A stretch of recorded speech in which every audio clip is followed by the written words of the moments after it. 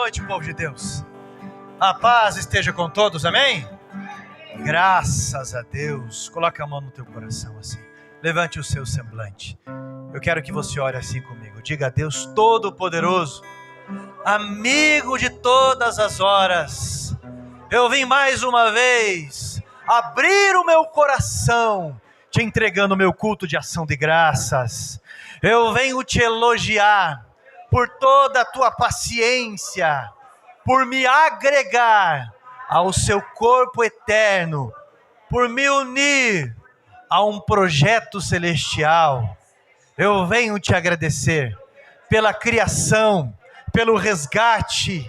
E hoje, Senhor, te pedir, usa o pregador e me inspira, me dá a lógica da vida, porque eu estou aqui para avançar, quero ter sucesso, mas eu tenho a certeza que sem o Senhor nunca conseguirei.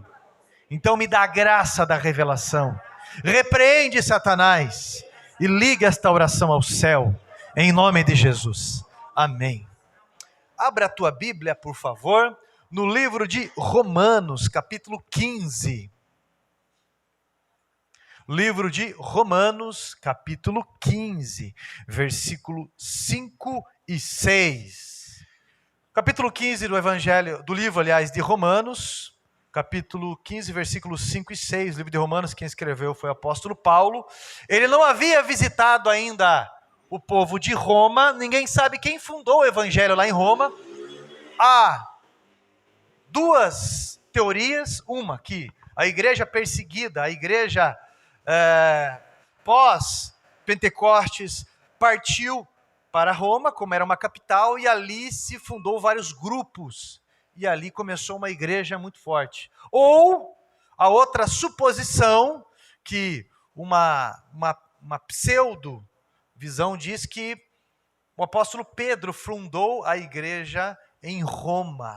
Até dão vários pronomes a ele como líder da igreja, porém Pedro não era líder da igreja. Quem era líder da igreja era Tiago, o irmão de Jesus, em Jerusalém. Pedro foi líder de uma igreja num outro lugar chamado Antioquia. Tá? Só para você entender. Paulo enviou essa carta para Roma, traçando para eles algum perfil, um mini evangelho, vamos dizer assim, para ver o que eles conheciam disso, porque Paulo pretendia ir para Roma. Então ele passa aqui alguns princípios. Todo mundo achou? Romanos capítulo 15, versículos 5 e 6 diz assim: ora, o Deus do quê? Da paciência e da consolação vos conceda em unidade, ou com o mesmo sentir, uns para com os outros, segundo Cristo Jesus, para que concordamente ou em unidade e uma voz glorifiqueis ao Deus e Pai de nosso Senhor Jesus Cristo. Amém? O que nós comentamos ontem a respeito de visão, como eu estava dizendo ontem. Presta atenção. Se você quer ser bem-sucedido em algo, você tem que pelo menos ter dois princípios dentro de você, dois princípios dentro da tua colocação. Primeiro, visão. Segundo, unidade. E essas coisas terão que caminhar junto. Visão e unidade. O que é visão, pastor? Visão não são esses olhos aqui. Visão é onde a tua mente vai alcançar ou pode alcançar. A vista, ela é limitada pela capacidade dos olhos. Mas a visão é o que a mente enxerga. A visão é a fonte do nosso ânimo. A visão é a fonte da nossa esperança. É a gasolina da energia que podemos ter para alcançar algo. Isso você precisa entender. Que os nossos olhos podem nos entristecer. Porque talvez a cena em que você vive, o momento em que você vive, ele é um momento talvez caótico, um momento às vezes em que você tem que pagar o preço. Talvez os teus olhos levem você nesse momento a ver apenas o desafio, a ver apenas o mar à frente, a ver apenas a dificuldade. Mas a visão que Deus dá leva você a enxergar além da pedra do sepulcro, leva você a enxergar além da cruz, leva você a enxergar além do mar. Isso é visão.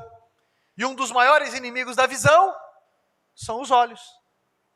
Olha só. A visão nunca pode ser cumprida em isolamento. Deus deu uma visão. Você nunca vai conseguir cumprir algo sem precisar de outras pessoas. A visão é sempre maior do que o visionário. A visão, ela é para gerações. E ela é cumprida em fases. A visão de Jesus, Jesus não está mais aqui. Ele está ao lado do Pai. O Espírito Santo está aqui em nós.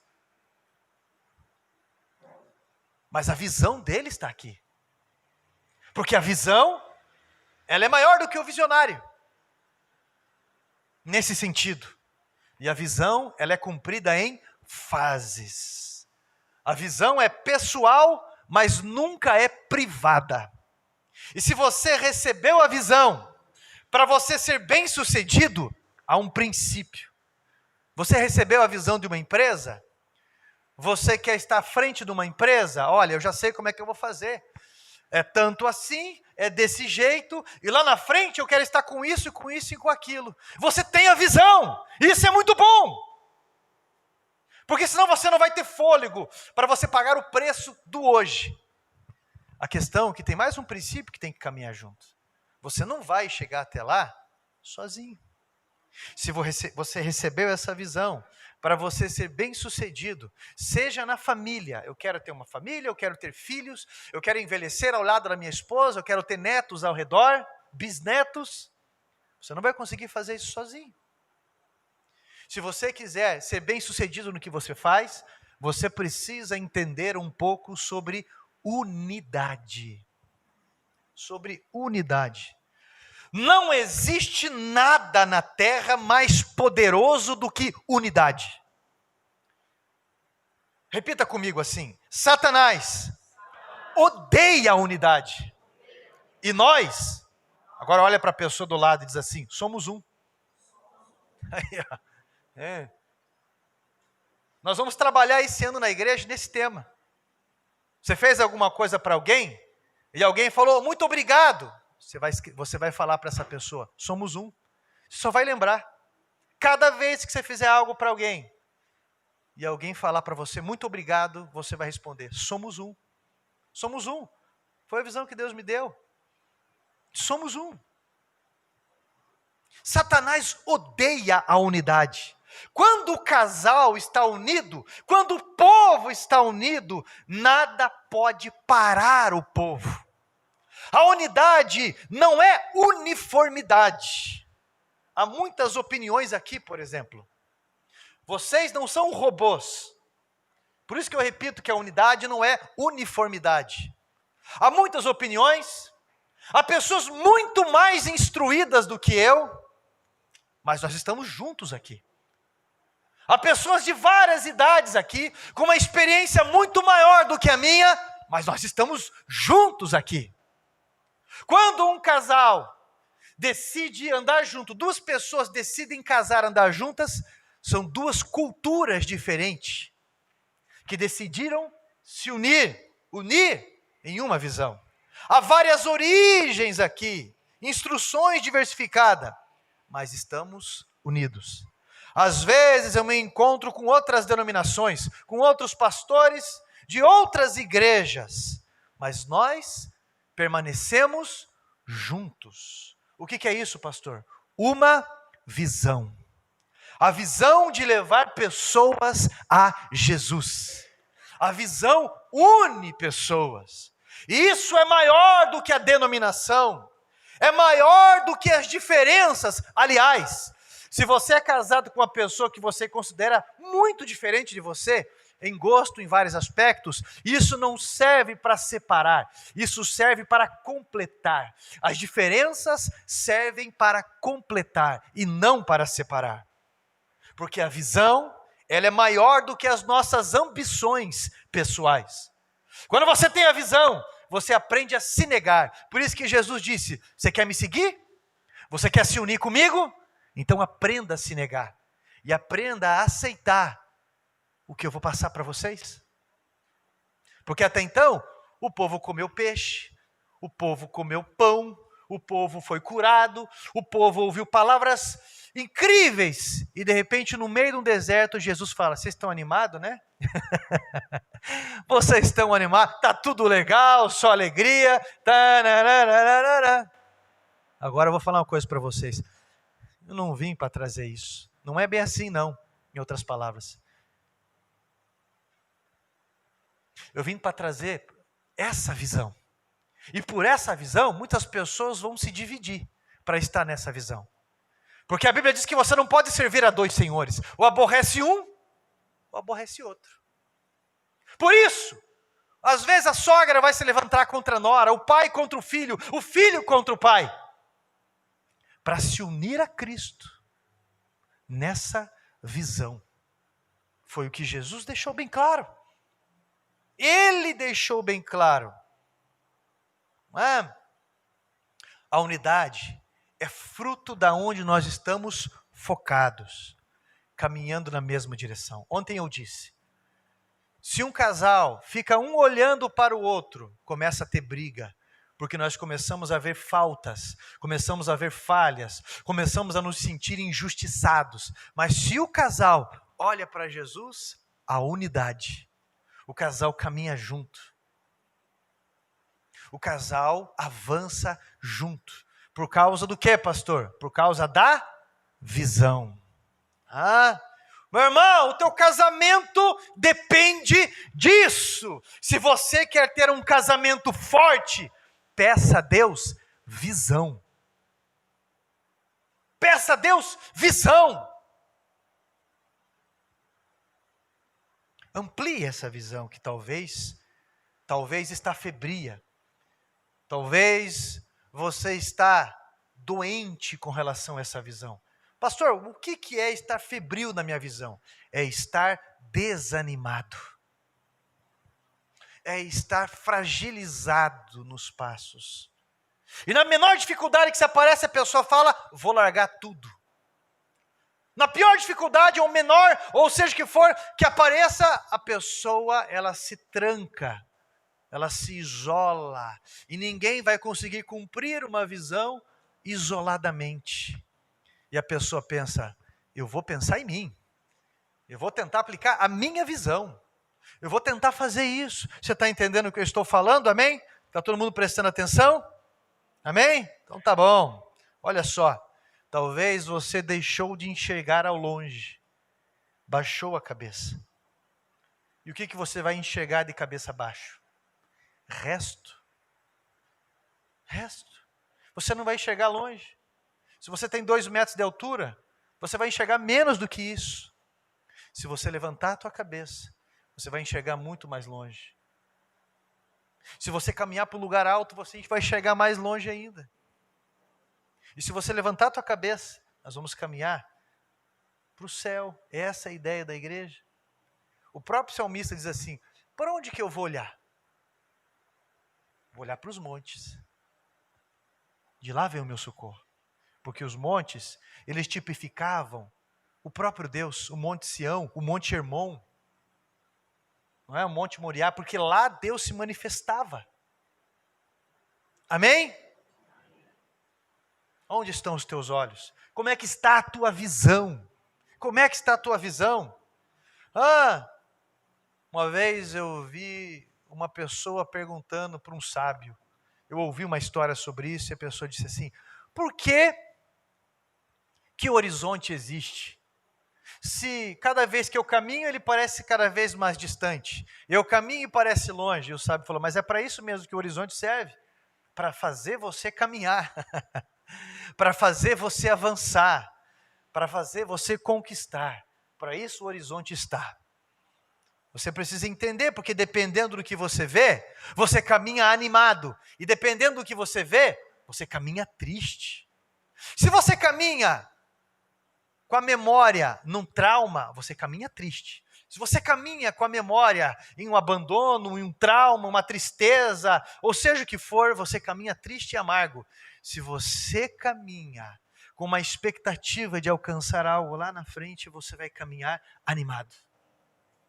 Muito animado. Meu irmão, Qual que é o maior inimigo da visão? Os olhos, porque eles nos limitam. Qual que é o segundo maior inimigo da visão? A falta de unidade, ou a divisão. Se você parar para pensar nessa palavra divisão, D-I, divisão, divórcio, dividido. Di significa dois. E se você reparar, eu fui ver sobre a palavra visão. Essa palavra visão, ela vem da palavra óptica, que vem do grego, que significa unir, significa olhar na mesma direção. São duas, olha, se a pessoa está dividida, se a pessoa está numa divisão, significa que são duas visões no mesmo lugar. E duas visões no mesmo lugar não irá contribuir, pelo contrário, irá destruir. É impossível um grupo de pessoas serem fortes, divididas na visão. É impossível um casal construir algo com a visão dividida. Jesus disse que uma casa subdividida não subsistirá. Você lembra disso? Uma casa, uma nação, um exército, uma igreja, ela é destruída pela divisão. Se você estudar história e observar sobre o Império Romano não tinha como vencer eles, pela estratégia de guerra, pela população deles. Naquela época, ninguém vencia eles. O que destruiu o Império Romano foi o cupim de dentro para fora. Em que sentido, pastor? O próprio Senado, a própria política fez com que o povo se dividisse. Enquanto o povo estava vulnerável, os bárbaros vieram e venceram os romanos. É de dentro para fora. A divisão. E às vezes a pessoa pensa assim, estão falando da minha casa. E ela ou ele não repara que os maiores fofoqueiros são eles. Porque são eles que levam as informações para fora.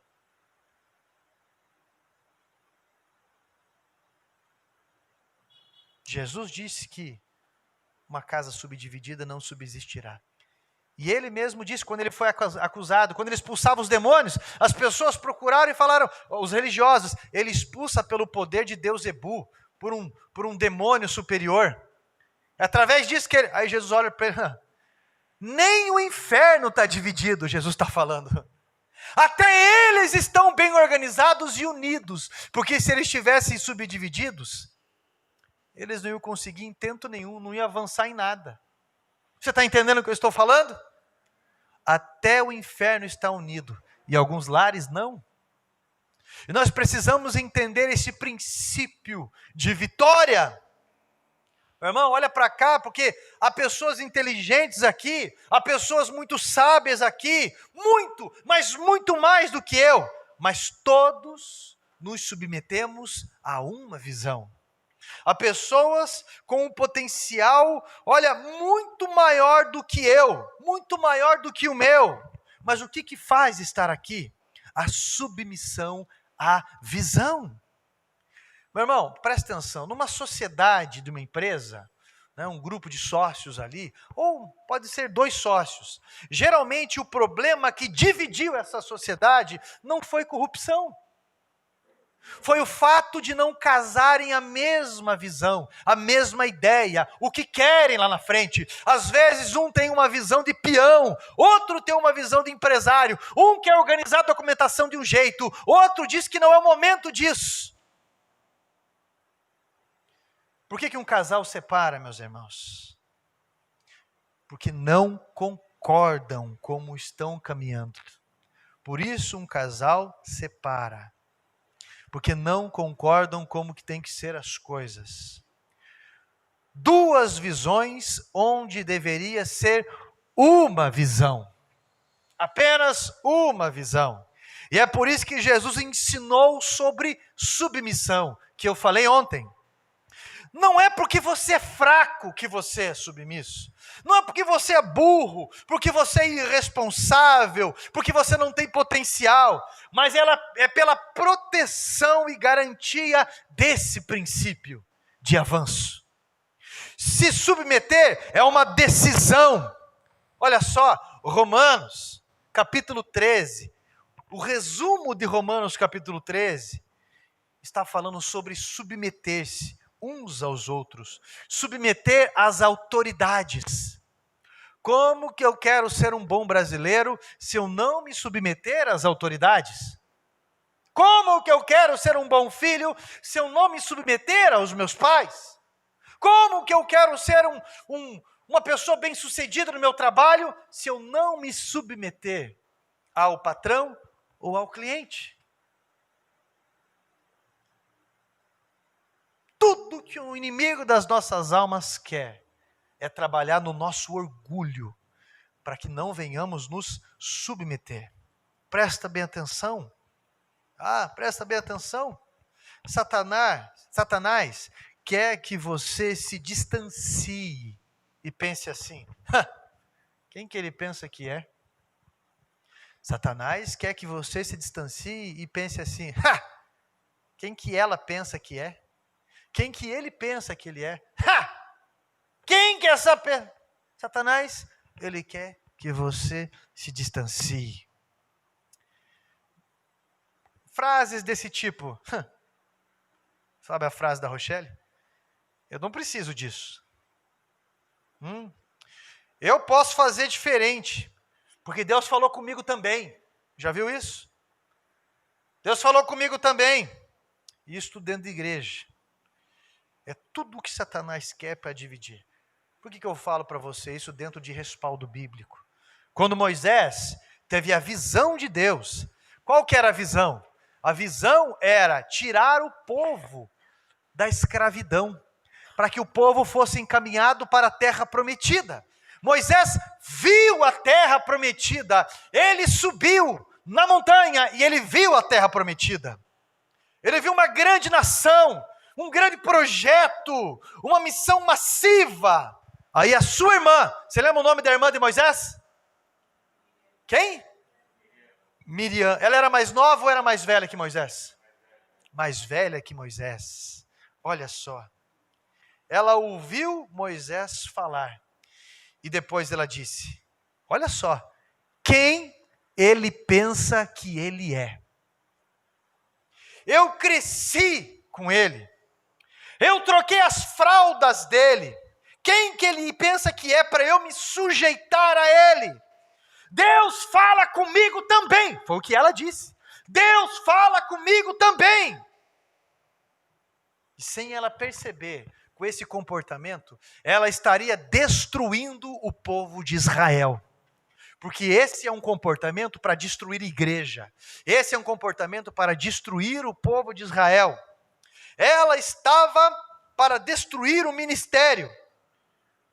Ela estava, no mínimo, para atrasar o ministério. E a Bíblia diz que a ira de Deus se acendeu contra ela. Imagine só ela pensando: quem que ele pensa que é? Eu ajudei a cuidar dele. O orgulho cegou ela. Você conhece pessoas que o orgulho cega? Quem conhece pessoas aí que o orgulho cega? Levanta a mão. Todo mundo conhece? Não, todo mundo não. Algumas pessoas, eu também conheço. Ela ajudou a cuidar dele, mas o orgulho dela fez ela pensar assim: não precisa disso. Não precisa disso. Acho isso bobeira. Mas ela não subiu a montanha. Mas ela não viu a terra prometida. Porque se fosse pela ótica dela, ela estava lá no Egito ainda, como escravo. Como passou quase 90 anos da vida dela como escrava. Chegou esgualepada. Aliás, Moisés, quando chegou lá, ela estava esgualepada. Veio as 10 pragas. Saiu do Egito. Atravessaram o mar. E um pandeiro que estava guardado há quanto tempo? A Bíblia diz que ela cantou um hino para Deus com o seu pandeiro. Cantou um hino. Faraó morreu com os seus cavaleiros. E tudo mais. E depois, quando estão na caminhada, Moisés vai buscar a direção de Deus, traz a visão de Deus e tudo mais, e ela fala, quem ele pensa que é? Deus também fala com a gente, Deus também fala comigo. Isso é rebelião. Então Deus se irou contra ela. E a Bíblia diz que Deus deu a ela uma doença na época chamada lepra, que a pessoa começa a apodrecer. Você conhece alguém, e eu não estou falando literalmente que teve hanseníase ou lepra, não é isso. Mas você conhece alguém que a vida não vai para frente? Você conhece alguém que a vida vive empacada? Você conhece alguém que vive patinando na vida? Você conhece alguém que está cimentado nas coisas? Repare nessa pessoa. Porque a Bíblia diz que Deus dá graça aos humildes, mas Deus resiste aos... Repare na tua vida e veja se Deus não está te resistindo. Não é possível que a tua casa seja tão infeliz assim. Não é possível que você seja tão, ou que todo mundo seja tão arrogante assim, você seja tão, eu sou assim, morrendo é isso. Pare e pense. Pare e pense. E a Bíblia diz que Deus deu lepra àquela mulher. E foi muito evidente. Então ela teve que ser separada da nação de Israel. Ela teve que ficar isolada. Ela teve que ficar meditando. Quando os meus meninos eram bem pequenos, e eles faziam alguma coisa que eu e minha esposa não gostávamos, desobedeciam, algo assim, tinha um sofazinho em casa, acho que era do Bob Esponja, aquele sofazinho, pegava e deixava ele sentado lá, vai ficar pensando no banquinho. Era um lugar confortável, mas eles estavam em disciplina, choravam, às vezes berravam, começavam a gritar que amavam, eu te amo pai, eu te amo mãe. Por quê? Porque uma pessoa rebelde vai sempre sendo encaminhada para a solidão. Uma pessoa que não sabe trabalhar em unidade, vive solitária, por mais que esteja rodeado de muitas pessoas. É sempre incompreendido ou incompreendida. É uma pessoa solitária. Eu tenho Deus. Ah é? Quando Deus foi e criou Adão, estava lá Adão, de boa no paraíso. Como diz aquela música, nuca, mão no bolso, andando para cima e para baixo. Ei, mano. E Deus falou, ei, não é bom que o homem esteja... Adão era solitário. Vou lhe fazer uma... auxiliadora. Opa, não saiu direito da boca de alguns, amargou um pouco. Auxilia o quê? Não, vou fazer alguém, é o seguinte, para ser do contra sempre. Eu não estou dizendo que não deva, que não é isso não, não é isso não. Mulher, meu irmão, entenda, porque às vezes é o homem que é do contra, às vezes é a mulher que é do contra, não é isso não. O que eu estou dizendo é que tem gente que está com a visão num trauma e vive travando a frente, tanto um quanto o outro. Vou fazer alguém para que os dois caminhem junto, para que um seja consolo do outro. Consolo, pastor? Eu não vejo a hora de sair de casa. Isso não é um consolo, isso é um travesseiro afobando o meu rosto. Pelo amor de Deus, isso é uma máquina de cobrança. Pelo amor de Deus, pastor. Isso aí é um impostômetro. Já viu o impostômetro, né? Que mostra, o Brasil já foi tantos trilhões de imposto esse ano. Papapá. Isso aí, pastor? Meu Deus, meu marido chega em casa, tem que mudar tudo lugar. Se querendo, muda de canal, faz isso. Né? Ei, meus irmãos, e aí? Andarão dois juntos, se não falar a mesma língua, né? Amós 3:3. E Miriam estava leprosa. E é uma doença muito triste. Hoje em dia tem tratamento específico, são 5 tipos. Mas naquela época era considerado algo espiritual. E era de uma ordenança espiritual, sim. E era contagioso. Por isso que a pessoa tinha que ficar separada. Por que é contagioso? Porque uma pessoa, vai lá, vou dar um exemplo, vai lá, pastora Gleice, vai lá, doutor Carlos no louvor. Estou falando aqui. Pessoal, a visão é o seguinte, nós vamos começar a trabalhar os hinos da harpa. Nós vamos começar, então cada 3 hinos que a gente vai colocar, um hino a gente vai pegar da harpa. Nós vamos mudar os arranjos, vai ficar algo mais legal. Beleza, as pessoas escutam. Aí daqui a pouco Miriam vai lá e fala, eu não concordo, eu vou fazer diferente. E já arrasta, como diz em Apocalipse, e o dragão, com a sua cauda, arrastou a terça parte das estrelas do céu consigo. O dragão tipifica Satanás, patas de leão, corpo de serpente e asas de águia, que significa agilidade, sagacidade e força. E quando fala a cauda, significa a conversa. Que ele arrastou a terça parte das estrelas, a cada 3 anjos, um ele arrastou com ele nessa conversa. E ele fez pessoas boas, ele fez algo bom transformar em algo ruim. Ele fez anjos que caminhavam com Deus virarem inimigos de Deus. E eu já vi muito disso acontecer por comportamento demoníaco assim. Que não entende a visão. Que não chega direto e fala para o líder, então, olha, o que você acha disso, pai? Porque eu não estou entendendo, eu queria, pai, esse jeito, tá, e conversa. Não. Puxa de canto e fala, não concordo, sabe o que quer? O que ele quer é encher o bolso dele. O que quer é assim e desse e tá. Nunca ganha ninguém para Jesus, mas tira um monte de gente da igreja. Porque é um tipo de comportamento desse jeito. Porque vai envolvendo pessoas nessa doença. E isso é muito sério. Quem que Moisés pensa que é? Deus fala comigo também. Então você quer dizer então que Moisés é perfeito? Começa a levar para os extremos. Começa a ironizar. E a lepra, a resposta de Deus. Isso não foi só uma vez que aconteceu. Você lembra da revolta de Corá? 250 carinhas. Então vamos ver então se Deus fala só com você, Moisés. Vamos ver. Moisés vai buscar a direção de Deus. Senhor, o Senhor me deu a visão é tua, eu estou honrando. Moisés, amanhã de manhã, vá até tal lugar, tal vale. Ali eu vou mostrar com quem que eu estou. E está lá Moisés, sozinho. E ali, 250 homens junto com Corá. E a Bíblia diz que o chão abre. E os que estavam com Corá, vai para debaixo da terra, para o inferno, com currículo e com tudo. Olha o nível.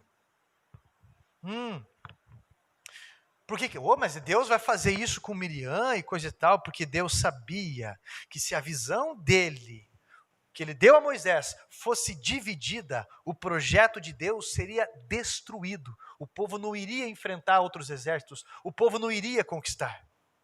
Ninguém pode frustrar os planos de Deus. Deus disse a Moisés que mataria Miriam, porque Deus odeia 2 visões, onde deveria ser uma visão. E ela só foi curada depois que ela se arrependeu e se uniu à visão. Meu irmão, se você decidiu casar e não uniu a visão, seu casamento corre um risco tremendo. Se na tua empresa você não entendeu a visão do seu patrão, você, com o tempo, trará prejuízo para o seu patrão e para você. Porque você pode chegar numa multinacional que tenha 30 mil empregados. Você pode chegar para um recepcionista que está lá no início da empresa. Se ele te tratar mal, você sai de lá e ainda sai falando, essa empresa não presta.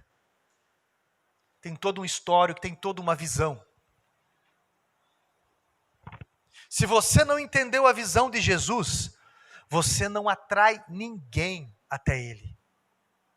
Você só vem para tirar proveito de outras pessoas aqui. Você só vai até alguns lugares só para tirar proveito. Mas você tira pessoas da igreja por coisas insignificantes. Já viu uma palavrinha chamada cisma? Cismei com aquela dali, cismei com aquele de lá. Já viu isso ou não?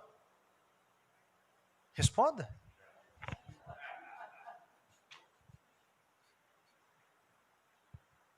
Olha só, Jesus disse em Mateus 12:30. Olha só o que Jesus disse em Mateus 12:30. Aquele que não está comigo, está contra mim. Aquele que comigo não ajunta, espalha. Um dia Jesus fez uma reunião com os seus apóstolos ali, uma assembleia. E Jesus, com eles ali ao redor, ele disse, pessoal, é o seguinte, eu vou ser capturado, eu vou ser traído, eu vou ser capturado, eu vou ser torturado, pessoal, eu vou ser crucificado, depois eu vou ser sepultado. No meio da conversa, Pedro interrompe. O que Pedro fala? Não, senhor. Não. Não vai ser assim, não. Ó, Pedro contra a visão. Não vai ser desse jeito, não. Isso não vai acontecer, não. Eu não vou deixar isso acontecer. Jesus olha para ele, e eu vou trazer para você a tradução mais próxima que eu vi. Porque a tradução que nós temos, ela é muito limitada. Ela diz assim: cala-te, Satanás, porque não conhece a visão de Deus ou o plano de Deus. Mas a tradução mais próxima que eu vi foi: Pedro, não cometa tal engano, isso é do diabo. Um professor que me trouxe do hebraico uma vez, ele me falou isso. Pedro, não cometa tal engano, porque isso é do diabo. Tem uma música muito legal, muito bonita, entre aspas, que acho que é George Harrison, dos Beatles, fez. Aquele, aleluia, como eu queria te ajudar a descer da cruz, como eu queria conversar com você, Jesus, aleluia. Só que o princípio dela não é legal, não. Jesus, ele veio para ir numa cruz. Porque se ele não fosse para a cruz, ele não iria cumprir o objetivo dele aqui, que era morrer em meu e em teu lugar. Você está entendendo? Eu não vou nem falar da intenção da pessoa que fez a música, não é isso. Mas eu estou falando de algo que é muito sério.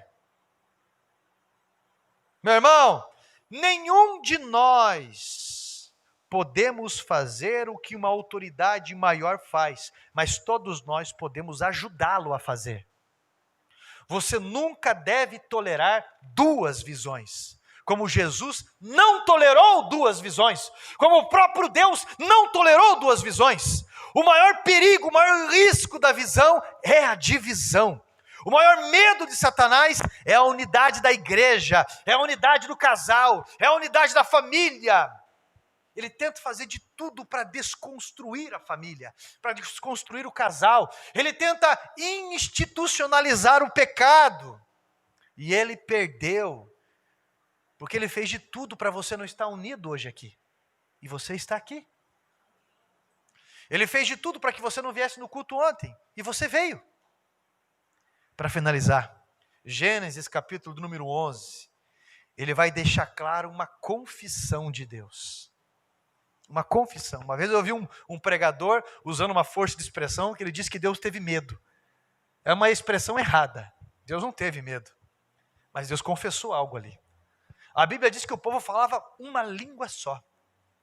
O povo decidiu se reunir em um lugar só. E o povo tinha um objetivo só naquele lugar. Que era o quê, pastor? Construir uma torre. Mas para que construir uma torre? Porque eles tinham um objetivo: desafiar um comando de Deus. Deus pediu para que o povo se espalhasse na terra e povoasse a terra. Um homem chamado Nimrod. Nós não vamos fazer isso não. Vamos todo mundo se reunir e nós vamos construir uma torre que chegue até o céu e vamos ver qual que é. Olha o B.O. Vamos fazer tijolos e queimá-los bem e vamos construir algo que chegue até os céus. Não vamos nos espalhar. Isso contrário à visão de Deus para a época.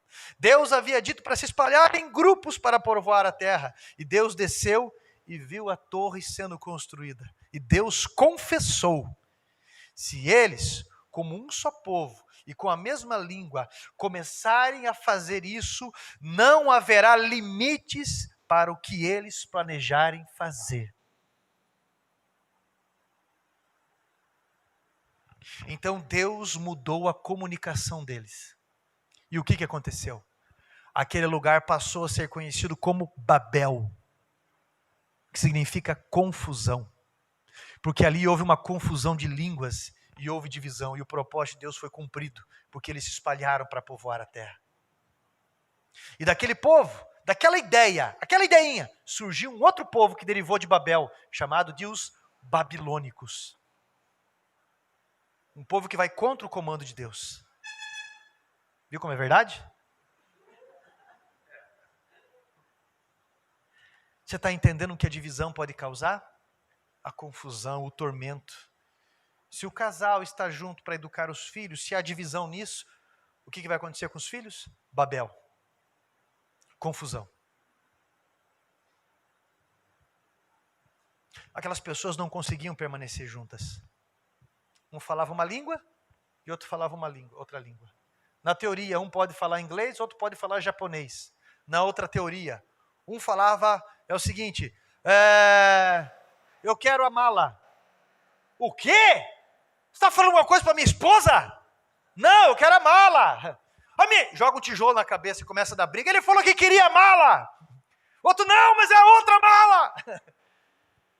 Não se entendiam nesse tipo de comunicação também. Você está entendendo? Aí o cara fala aqui, eu quero 2 vinas. Primeiro que ele não fala isso, ele quer salsicha. 2 vinas fala aqui. O que você quer? Então eu estou dizendo para você que a comunicação é o segredo para avançarmos. E que, como foi falado ontem, sobre o poder da visão. Nós falamos muito sobre visão ontem. Em janeiro e fevereiro, nós iremos orar e nos preparar, nesse princípio, no ano da edificação, para fundarmos esta visão, para unirmos esta visão. E agora, março e abril, meu irmão, nós vamos continuar trabalhando nessa ótica de união. União, se você quiser ter uma família forte, um casamento forte, se você quer fazer parte do corpo de Cristo, nós precisamos aprender esses princípios. Amém? Você está entendendo? A partir de hoje, meu irmão e minha irmã, você ampliou um pouquinho a tua visão sobre o poder da unidade. Paulo, ele disse assim, algo bem interessante. Olha, e eu mesmo, sem dever nada, livro de Coríntios, 2 Coríntios capítulo 2, eu mesmo, sem dever nada, fui lá pedir perdão. Por quê? Para que Satanás não alcançasse vantagem sobre nós dois. Que cara crânio, que cara espiritual. Eu mesmo pedi perdão, mesmo sem no meu entendimento dever nada, para que Satanás não alcançasse vantagem sobre nós dois. Olha quão importante é a humildade e fazer as coisas por Deus, por Jesus. Amém? Aquele que comigo não ajunta, espalha, disse Jesus. Você está para ajuntar, não é? Satanás divide. Quando Jesus fala, agora você vai jogar a rede do jeito certo. Jesus une e a rede vem cheia. Vamos fazer uma oração? Vamos pedir essa graça, essa sabedoria e essa disposição de estarmos debaixo dessa missão, dessa submissão? Amém?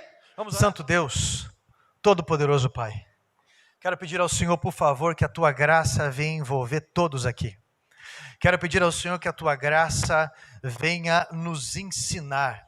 Que a Tua graça, Senhor amado, venha ser estabelecida sobre mim e sobre todos aqui. Para que venhamos caminhar juntos. Para que venhamos ter sabedoria. Para que venhamos ter uma ótica no Senhor. Pai santo e fiel, o Senhor sabe dos problemas corriqueiros em que cada casal vive. O Senhor sabe o que cada pessoa enfrenta na sua empresa, cada pessoa enfrenta, meu Pai, no seu trabalho, ou seja onde for. Pai, você sabe que cada pessoa passa dentro de si mesmo com o coração dividido. Porém, Senhor, eu quero pedir que a Tua graça venha envolver em sabedoria. Esta graça, Pai, venha transformar os olhos dessa pessoa, para que venha enxergar a lógica do mundo espiritual, para que Satanás seja derrotado, para que o seu reino seja estendido, ó Deus Todo-Poderoso, pela Tua imensa misericórdia, meu Deus Santo, peço ao Senhor, por favor, Pai, que venha transformar a ótica, que venha ampliar a visão, que venha trazer o ânimo para o coração, que venha trazer disposição aos passos, que venha trazer alegria no compartilhar, que venha ter o entendimento do que é a adoção, do que é o cuidar. Oh, meu Deus Todo-Poderoso, alcança os lares, alcança essa pessoa para que ela venha cuidar direitinho do seu lar. Deus Todo-Poderoso e Santo, assim, meu Pai, nós te agradecemos, nós te reconhecemos e nós ligamos esta oração, certos de que um mês, Pai, de março e abril, estaremos nesse objetivo, cada vez mais unidos, cada vez mais firmes neste propósito, uma só visão, um só batismo, um só corpo, uma só fé, um só Deus, um só céu, e que seja tudo isso para a tua glória. É a nossa oração, gratos, em nome de Jesus Cristo. Amém. Graças a Deus.